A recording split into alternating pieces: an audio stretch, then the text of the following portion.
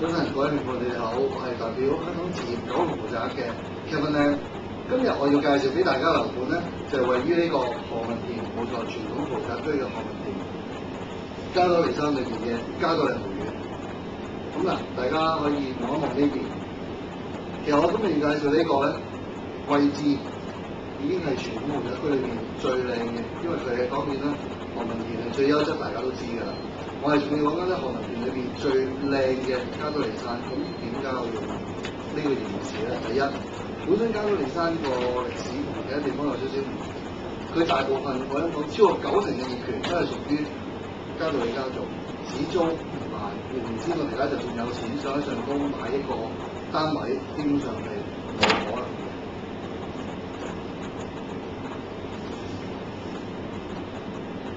咁當然啦，我哋要講加多利山，一定要望翻佢個環境。咁同其他山嘅地方唔同咧，就算何文田山又好，筆架山又好，都會係好多高樓大廈。雖然都係豪宅區，但係呢個山大家可以望到，最高嘅樓都唔會超過呢個3層嘅地方，而且綠化地區係極之廣闊嘅。呢啲環境基本上咁講啦，喺九龍市區邊度揾到？真係冇嘅。正所謂千金買屋，萬金買樓。身處嘅環境對於呢個物業嘅投資，或者對呢個真係俾一個用家去住嘅時候，個價值係絕對之高嘅。而且我哋可以望望呢個唔單止係個環境，亦都係呢個單位嘅景觀。因為我今日介紹呢個單位，其實正係加多利豪苑嘅36樓 D 單位，冇錯係36樓 D。換言之，呢啲3層嘅平房喺佢望落嚟，所以大家你見到喺圖都可以睇到㗎啦。望嘅樹頂真係多過屋頂嘅。佢幾億買間屋，佢望你唔到。不過而家2000萬嘅價錢買間屋，你可以望晒佢全部嘅嘢嘅。另外呢個只係呢個優質單位嘅一半啫。另外呢個係我哋喺個單位向下望嘅景觀。大家睇一睇呢一個，其實係正前方，因為我講過嘅36樓，而成個加多利山只係得3層嗰個平房，加埋啲樹頂都唔夠6樓，連啲基座都唔夠。穿過加多利山望出去就係呢個西九龍嘅維港海景。咁我都講過啦，如果你話全香港最靚嘅景觀，一定係維多利亞港。而喺維多利亞港都有2個方向。我諗冇人會懷疑喺九龍望過香港呢一個景會差過香港冇翻轉頭，因為始終香港最靚嘅夜景，除咗要有海之外，一定要有呢啲對面海一欄嘅建築物，尤其是夜晚啦，大家可以清楚感受得到。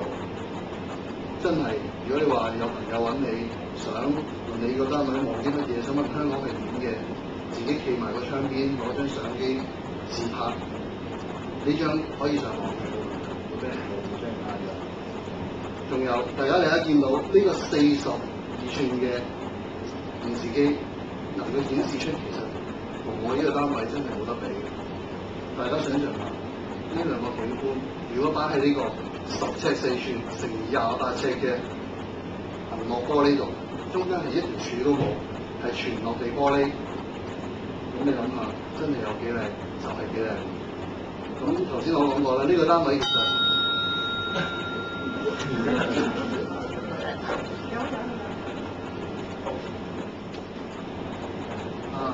兩位老闆你哋好，你哋從事 IT 行業，我諗對呢個熒光筆嘅需求一定會非常之大嘅。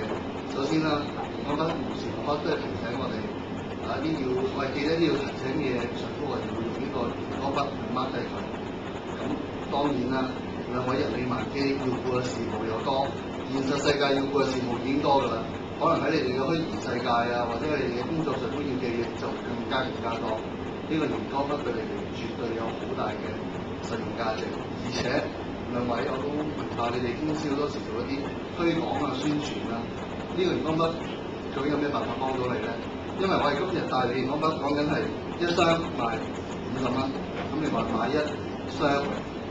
送1箱嘅，而且我哋有個額外嘅附加服務，只要各位訂購超過5箱嘅話咧，名啦，一個聯絡電話啦，令到你哋嘅客戶除咗喺互聯網啊、電腦啊或者即係多一個途徑去認識大家，如果需要嘅更加穩定。